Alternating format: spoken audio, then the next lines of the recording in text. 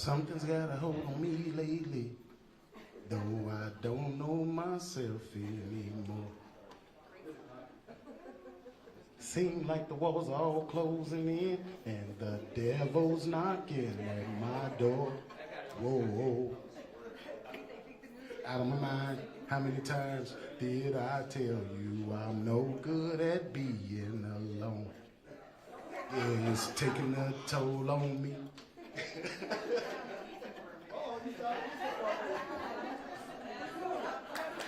I have to say, as the attorney for the Electoral, the first time. Problematic. Problem is, I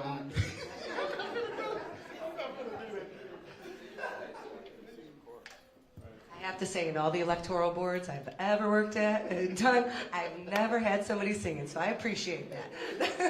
turn on the camera and mic and watch the show.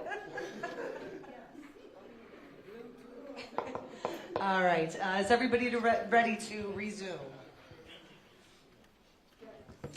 Okay, can I have a motion to reopen the electoral board meeting for Thornton Township? I motion. Motion made by Supervisor Henyard. So moved. Yeah, second. Second by Member Darlene Gray Everett. All in favor? Aye.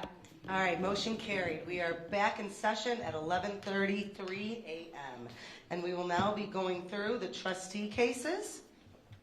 The first case we will be calling is case number 25, TOEB, Trustee 01.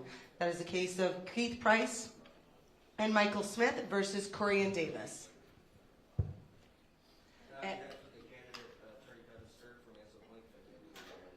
Yes, thank you very much. And objectors, can you please state your names for the record? Michael Smith. Keith Price. Thank you very much. And objectors, if you could please briefly state the nature of your objections against candidate Corian Davis.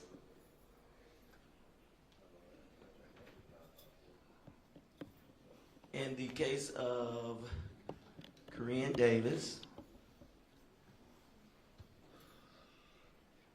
the first thing that we have is that the party failed to nominate or put in their party a clerk, township assessor, and highway commissioner. The other thing that we have is that it's incompatibility of offices.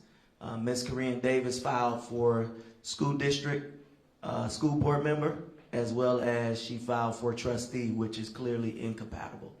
Okay, so the nature of your objection is a failure to have a full slate and incompatible offices, correct? Correct. Thank you very much. And candidates counsel, Mr. Sturck, are you intending to file a motion to strike and dismiss? Yes, that's correct. We also have just to put on the record, a motion to consolidate this with trustee cases for Ms. Colston, Ms. Jones, and Randall. Okay, thank you. And if the court reporter wasn't able to hear that, the candidates counsel has requested a motion to strike and dismiss briefing schedule, as well as a motion to consolidate this case with Jacinda Golston and Dominique Randall L., as well as possibly the Chris Clark case for the supervisor, and that's Sup 01, for the purposes of oral argument. And I'm sorry for not using the microphone. I just was worried that it would be so hot after Mr. Price is singing. It's not even the same mic. Okay, so we're going to go ahead and set the same briefing schedule just to keep everything nice and uniform. The motion to strike and dismiss will be due on December 9th at 5 p.m. The response will be due on December 11th at 5 p.m. And a reply will be due on December 12th at 5 p.m. For these trustee cases, it would be my suggestion for the board that as it relates to the time that we're going to come back, as the board knows, we have the supervisor cases all at 10 a.m. I'm going to still have this on the agenda as a 10 a.m. call, but more than likely these cases will not be called until around noon. So is that both parties will be here regardless, because both parties have cases both in the supervisor and trustee time frames. So I'll just keep it at 10 a.m., but the parties can know that this case will probably be called a little bit later. Now, as it relates to the motion to consolidate, it would be my advice to the board to allow for the motion to consolidate with the exception of the singular issue related to Korean Davis for her alleged incompatible offices. And the reason I suggest that is honestly for the purposes of judicial economy. I don't think the board wants to hear the same argument over and over again, and I believe that the board would probably prefer to hear the argument once and make the decision based on hearing the argument once from each side rather than hearing it 4 separate times. So it would be my suggestion to consolidate the cases for the purposes of oral argument. There would still be separate decisions issued on each case, but for the purposes of oral argument, I would suggest consolidating case number 25 TLB Soup 01, 25 TLB Trustee 01, 25 TLB Trustee 02, and 25 TLB Trustee 01 of oral argument related to the full slate issue only. Does the board have any thoughts on that? I'm fine with it. Okay. So can I get a motion to approve the consolidation of cases Soup 01, Trustee 01, Trustee 02, and Trustee 05 for the purposes of oral argument related to the full slate issue? Oh, and 03 too, I'm sorry, thank you. I make a motion that we consolidate cases 25, Soup 01, Trustee 01, Trustee 02, Trustee 03, Trustee 05. Second. And just for clarification, that's for the purposes of oral argument related to the full slate issue, correct? Yes. Okay. Second. Okay, thank you very much. We do have a motion by Member Wells and a second by Chair Henyard. All in favor? Aye. Aye. Any opposed? All right, motion carries. So those cases will be consolidated for the purposes of oral argument as it relates to the full slate issue. One question I do have for the parties. Do the parties want to argue that under the supervisor case, and meaning do you want to argue that first at 10 a.m. on the 17th? I will defer to the board on what you think would be what's the easiest. Do you guys have any preference? I actually don't have a preference. Most of the challenges for that slate are the same, with the exception of Ms. Korean Davis, Correct. like you stated. So I have no problem. His schedule is probably a little more busy than mine, so however he wants to do it is fine. Yeah, if we could do them together, that'd be great. Yeah, so my thought is that you guys would argue that issue at 10 a.m. and then, you know, later on, because you guys are going to be here most of the day anyways, later on you guys can then argue the Korean Davis issue when we get to her case in the call. But we'll argue, you guys can argue the full slate issue under the supervisor's case. That's fine. Okay, all right, perfect. Is that Perfect. agreeable to the board? Yes. Okay, great, thank you. All right, so at this time we're going to go ahead and mark exhibits like we did in the other cases, but before I do that, did the parties exchange appearances yet? Yes. Okay, thank you. And appearances have been filed with the board? Yes, they will be. Okay, wonderful. All right, so we're going to go ahead and go through the exhibit list again. The first exhibit is Exhibit A, the nomination papers. Exhibit B, the objector's petition. Exhibit C, the call. Exhibit D, the rules. Exhibit E, the agenda. And Exhibit F, the waiver of service. Can I get a motion to accept those exhibits into the record? Motion. Second. Okay, I've got a motion by Chair Henyard and a second by Member Wells. All in favor? Aye. Motion carries. Okay, thank you. And we're going to move on now to 25 TOEB 04. That is Keith Price and Michael Smith versus Felisa Melvin. Now, this is a case where Miss Melvin's attorney is also Frank Avila. And as stated earlier, he did reach out to us to inform us that he is, in fact, in the hospital right now. His son did come here to observe and make sure that the briefing schedule is set. Miss Melvin was not able to be here today, but her attorney was intending to come, if not for the the issue as it relates to him being in the hospital. So it would be my suggestion, he has requested a briefing schedule. So it would be my suggestion for the board to allow for the briefing schedule unless the parties have any objection to that. I personally would like to object. She should have been here, and as we know, the representation was here but cannot represent her as an attorney. I would like to move to remove her from the April 1st ballot. I spoke with Mr. Avila. Microphone. Thank you. I spoke with Mr. Avila, and I'd be willing to step up on his behalf and file our appearance if I could have leave to, or if Mr. Avila could have leave to file his appearance at a later date. My recommendation to the board would be, in the interest of fairness, sometimes things come up with these cases, they do move very quickly, and I would recommend the board to allow for the briefing schedule and allow for the limited appearance of Mr. Stirk for the purposes of representing Ms. Melvin today, to allow for the setting of the briefing schedule and to allow for the entering of the appearance of Mr. Avila. Does the board have any objection? I object. Ms. Gray Everett, do you have any?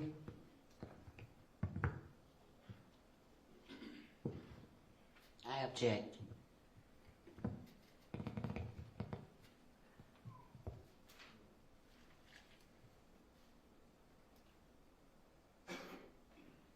Well, Mr. Stirk has offered to file an appearance, and candidates, so he will file an appearance on behalf of the candidate, and Mr. Avila can then substitute in later. So I don't think that, it really is my recommendation that the appearance be allowed to be filed and the briefing schedule be set.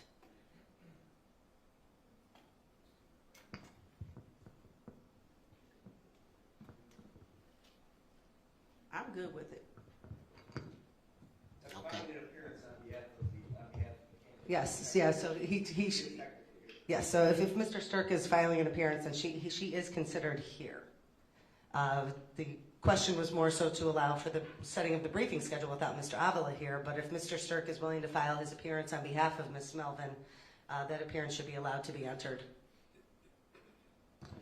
What are the rules? The rules are that the parties can either appear via themselves or via an attorney, and Mr. Stirk is here to appear for her because her attorney cannot be Okay. here. From the way I just heard it before we got into all of this, you guys said that the person had to be here, meaning the candidate and or their lawyer. Neither one is here, and that's why I said I object. But Mr. Stirk has now represented that he will appear on behalf of her as her lawyer for the purposes of today's proceedings. All right, anybody else can change theirs, but I'm still objecting.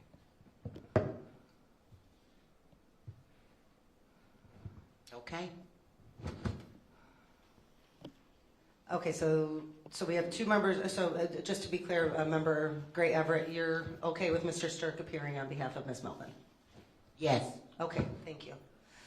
Okay, so Mr. Stirk, if you can if you're going to continue on with the representation of Ms. Melvin, the briefing schedule will be as stated previously, or if Mr. Avila is going to enter an appearance, if he can send us a copy of that appearance, that would be appreciated. The motion to dismiss will be due on 12/9 at 5 p.m. The response will be due on 12/11 at 5 p.m. The reply will be due on 12/12 at 5 p.m.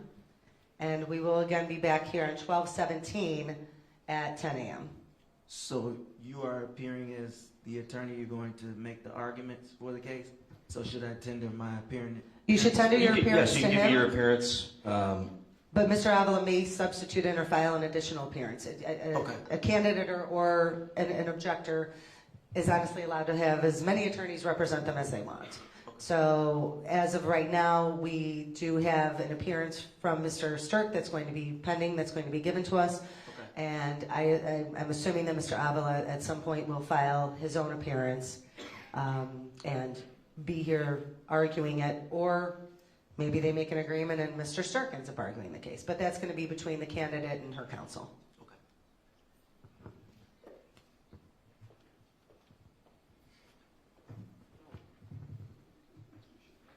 Okay. The next case up, oh, I'm sorry, I got to do the exhibits. I apologize.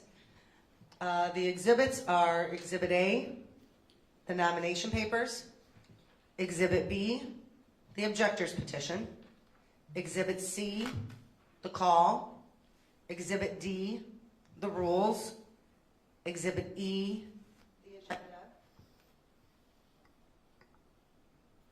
Hello? Okay. Sorry, the microphone went out for a second.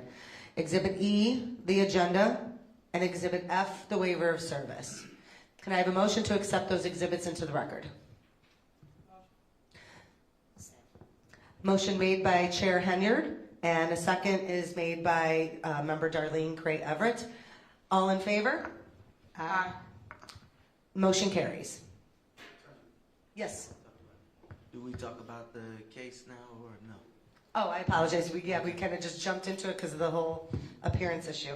Yes, if you could, please, objectors, can you give us a quick summary of what the nature of the objections are against Ms. Felisa Melvin? Ms. Melvin violated the election code by submitting multiple sets of nominating petition papers for the same office.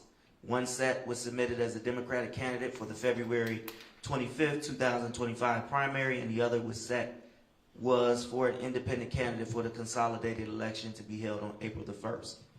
The next thing is Ms. Melvin submitted nomination petitions as the Democratic candidate for a primary to be held on February the 25th, 2025, in which she was the circulator of 116 pages. She also submitted nomination petitions, 101 pages, as an independent candidate for the consolidated general election to be held April the 1st, 2025. She also circulated all 101 pages. This is a clear violation of 10 ILCS 5/10-4 and renders the petitions invalid. Secondly, I wanted to note in the objection, the clerk sent a letter letting the candidate know that she would not put their names on the ballot for either elections. That is marked as an exhibit, and we wanted to put that on for the record. Okay, thank you very much for summarizing that. And Excuse me, attorney. yes, Can he specify when you said either election so the public will understand what you're saying? So the candidate submitted for a primary election for February the 25th. The clerk acknowledged and accepted their petitions and then sent out a letter from her office stating that she would not put their names on the ballot for either the April 1st election as well as the February. She would not certify their names for the ballot. And she never withdrew her petitions. All right, thank you. okay, thank you very much. Okay, so as stated earlier, we have set a briefing schedule in this matter, so the parties will go ahead and brief that. And then we will be back here on 12/17 at, again, we're going to notice it for 10 a.m., but this case will probably be called later on because it's lower down on the list. Thank you. That was case number 02, correct? 04. 04? Yeah, 25 TOEB 04.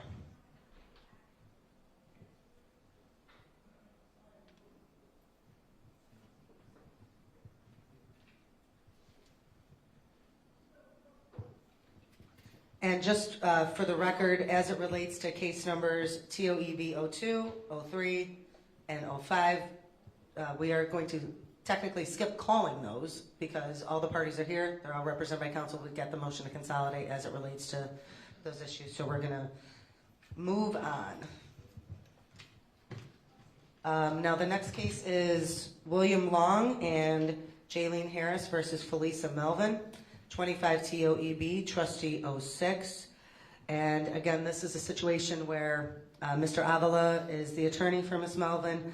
He is currently in the hospital. He has contacted us, and it is my understanding that Objectors Council has no objection to Mr. Avila's request for a briefing schedule. Is that correct? And that's correct. And for the record, Kevin Sturk, STERK of Ansel Link. If I could have leave to file my appearance on behalf of the objectors.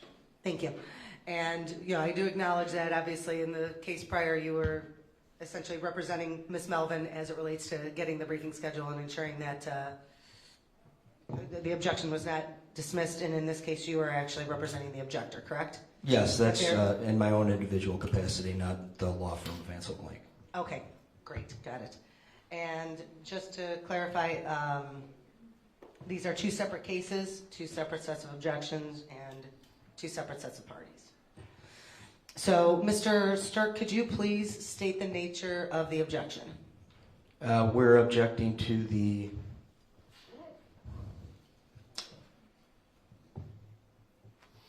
that there's an issue with the signatures on her nomination papers.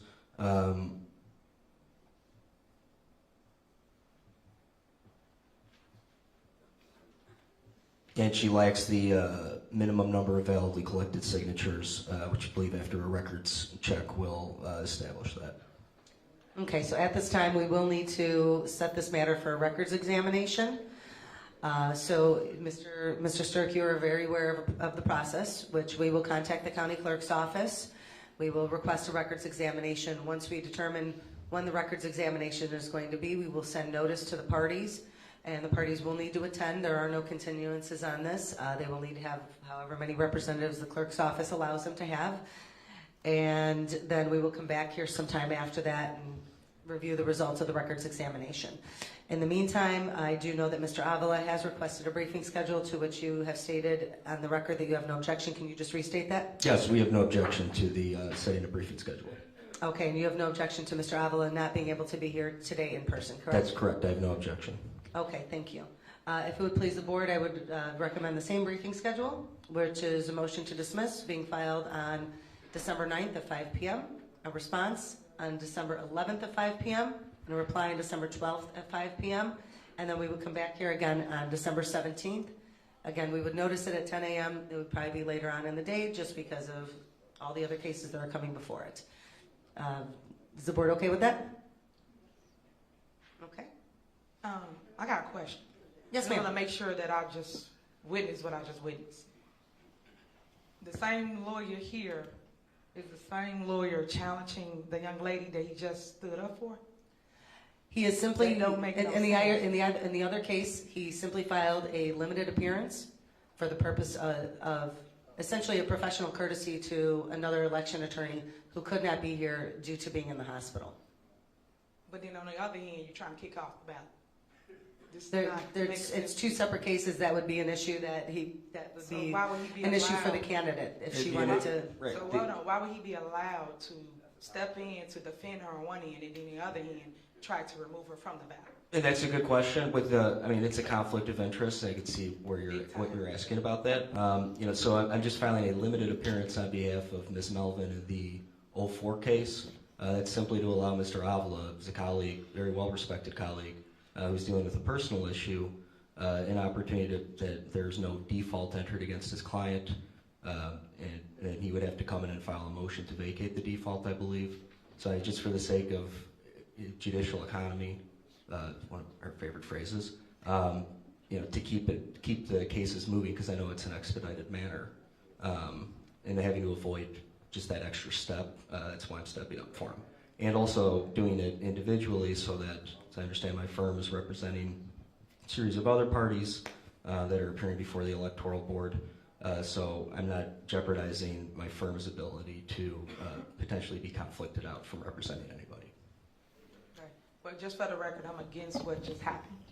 I don't think you should be on one end representing her and then on the other end trying to knock off the ballot. I do believe that's a conflict of interest, so I don't want to vote on that. Okay. Okay, and if I can just explain further, I feel that the limited representation of Mr. Stirk, of Ms. Melvin in the prior case, in the 04 case, was, again, simply to provide a professional courtesy to a colleague who is dealing with a personal matter, being in the hospital, and did reach out to me last night asking if this board could enter a briefing schedule, but that was opposed because she was not here.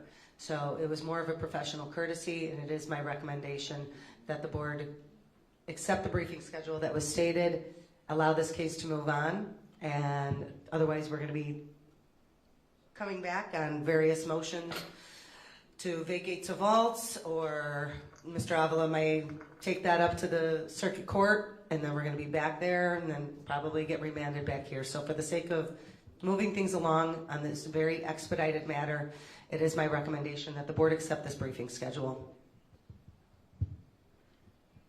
Mr. Avalon requests Mr. Sturks take on. Yes, Mr. Avila reached out, or Mr. Sturk, I believe, reached out to Mr. Avila after what happened in the first case, that Mr. Avila's son tried to basically step up for him just to say, my dad's in the hospital and he's wanting a briefing schedule. And so Mr. Sturk, my understanding, Mr. Sturk, if you could verify this, he either reached out to Mr. Avila or Mr. Avila reached out to him, and as a professional courtesy, he has agreed to step up. And again, this is purely a professional courtesy so that we can move these cases along. That's correct. I reached out to Mr. Avila. I initiated the contact to let him know what was going on. Okay.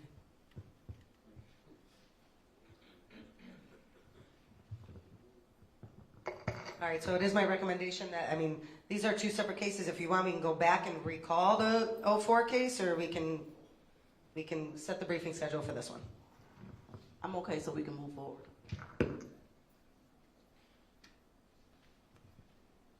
Okay, so we'll go ahead and set the briefing schedule then. The briefing schedule will be the same as stated in the other cases. At this time, we will go ahead and enter the exhibits into the record. Exhibit A is the nomination papers. Exhibit B is the objector's petition. Exhibit C is the call. Exhibit D, the rules. Exhibit E, the agenda. And Exhibit F, the waiver of service. Can I have a motion to accept those exhibits into the record? I make a motion to accept the exhibits. I need a second for the exhibits.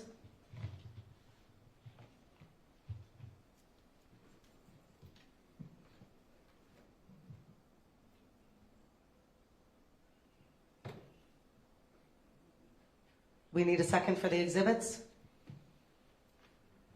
So moved.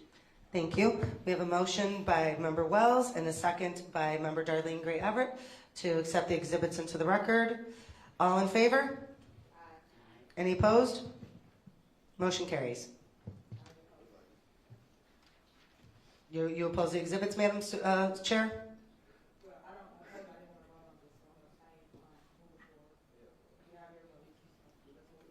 Okay.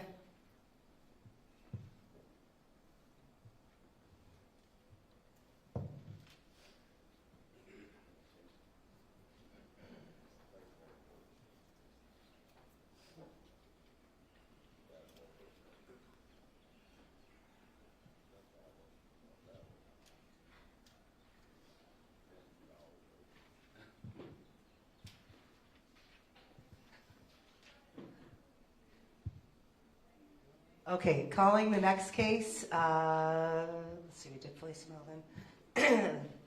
Sheila Ashley versus Corian Davis. Good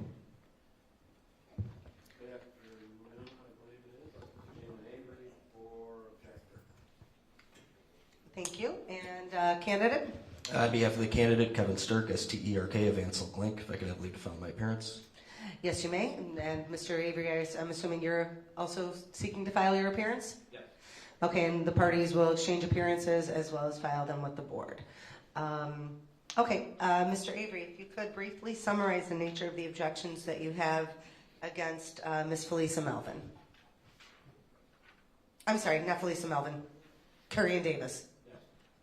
As to Ms. Davis, she is seeking incompatible offices during the same election cycle, which is not allowed by law. Okay, thank you.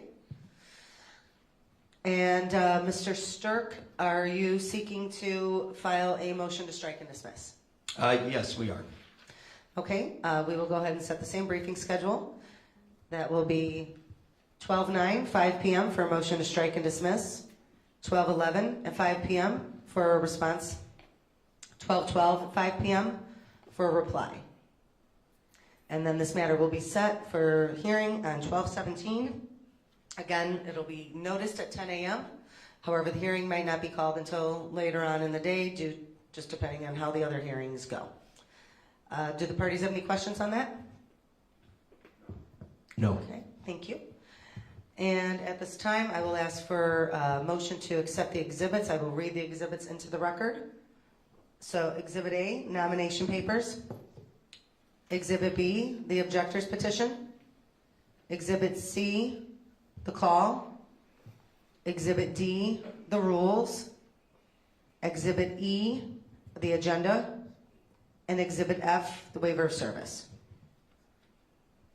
Can I have a motion to accept those exhibits into the record? I make a motion. Second. Okay, we've got a motion by Member Wells and a second by Chair Henyard. All in favor? Motion carries. Thank you. And then the last case is case number 25, TOEB, Trustee 08, and that is Sheila Ashley versus Felisa Melvin.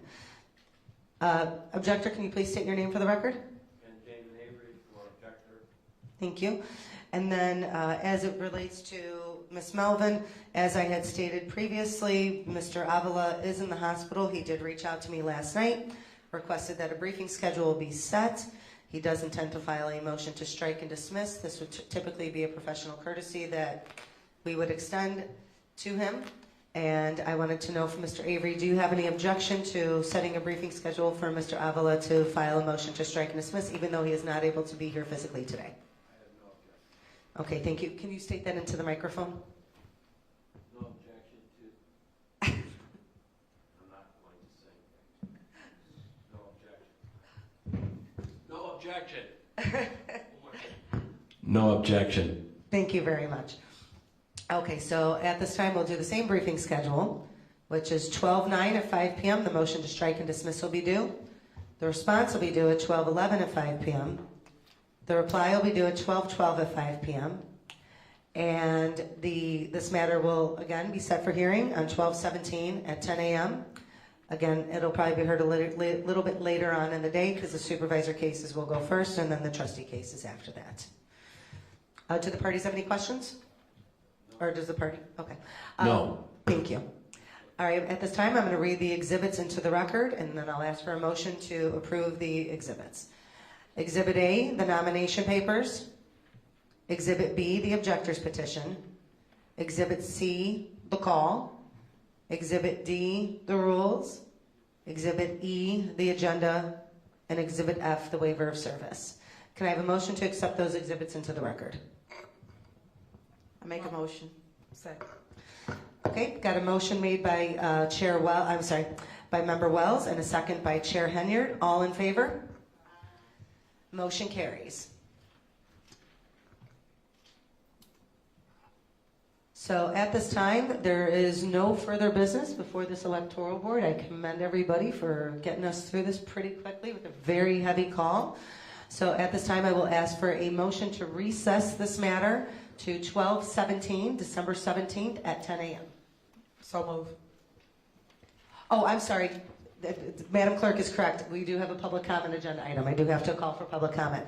Do we have any members of the public that would like to make any public comment before we close the meeting? Okay, there being no members of the public stepping up to the podium for public comment, I will ask for a motion to recess this matter until December 17th at 10 a.m. So move. Second. All in favor? Thank you.